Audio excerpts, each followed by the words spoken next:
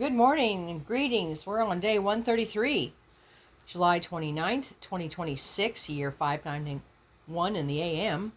Fourth day of the week, Wednesday, 13th day and 5th month.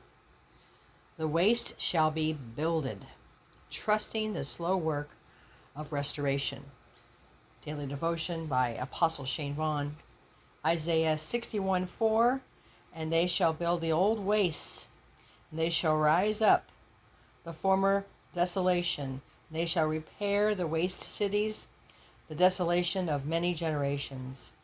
And then Joel 2:25, and I will restore to you the years that the locust hath eaten, and the canker worm, and the caterpillar, and the palmer worm, my great army which I sent among you. Yesterday, he laid one beam. Today, the question deepens.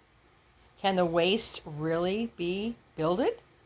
Because the believer who has sat honestly in the 9th of the 5th month is not just facing 2 or 3 losses. He's facing a pattern.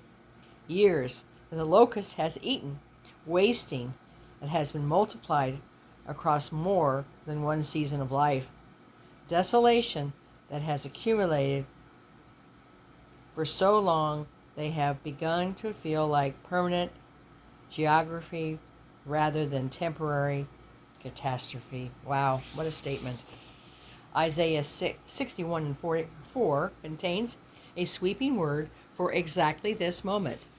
They shall build the old waste, they shall rise up the former desolation, and they shall repair the waste cities, the desolation of many generations. Notice the layered language: old wastes, former desolations, waste cities, desolations of many generations.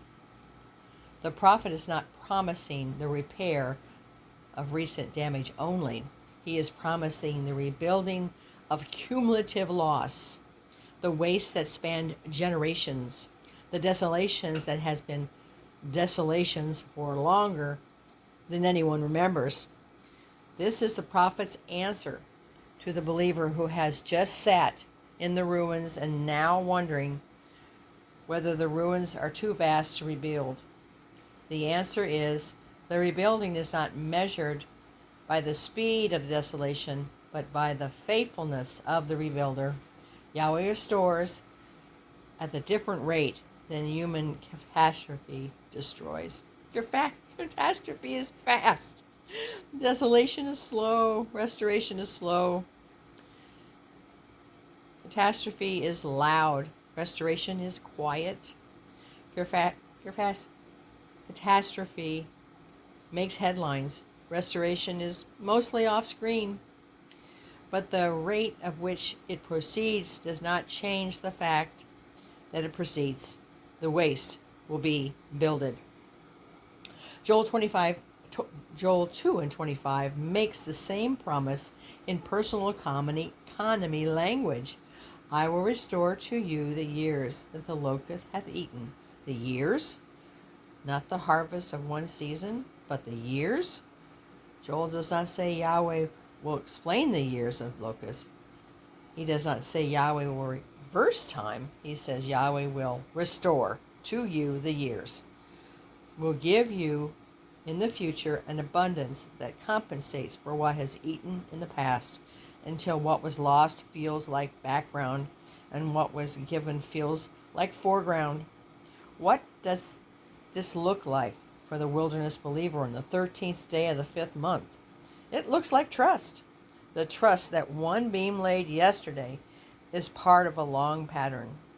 The trust that today's small obedience adds to the structure you cannot yet see in its complete form. The trust that Yahweh is not building at the pace of which the locust ate. He is building at the pace of generations. And your part is faithful to the pace of days and to the 2 paces which eventually meet at a structure neither catastrophe nor your impatience could have produced. Do not measure your rebuilding by a timeline of your destruction. Do not assume that because the desolation came quick, the restoration must come quick to be healed. Yahweh is patient with his materials. He shapes stones slowly. He cures timber properly. He lets foundations set before adding the next layer. The believer who learns to rebuild at the pace of Yahweh's craftsmanship will see the waste builded in his lifetime. Not all of them, perhaps, but enough to know the prophecy is true and the work is real. Reflection questions for today. First bullet. What desolation of many generations in my life or family has begun to assume we're too old and too vast to be rebuilt? Our second question. Am I measuring Yahweh's restoration by the pace of my catastrophe, growing impatient when it does not prove as quickly as the loss moved? And the last, what years of the locust am I waiting for Yahweh to restore? And how can I trust his pace today, even though I cannot see the structure yet? Oh, wow, what a question. And our prayer for today. Yahweh, the restorer of years, El, who builds the old wastes. I confess that I have looked at certain wastes in my life and called them permanent. Oh, yes. I have looked at certain desolation in my family and assumed they're too old to be reversed. I have measured your restoration by the speed of my destruction and grown discouraged when your pace did not match my impatience. Forgive me. Teach me your pace. You built the old wastes.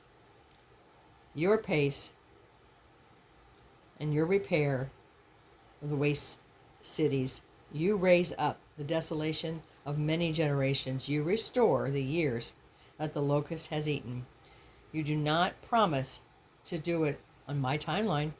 You promise to do it on yours, which is slower than catastrophe and surer than you were builders.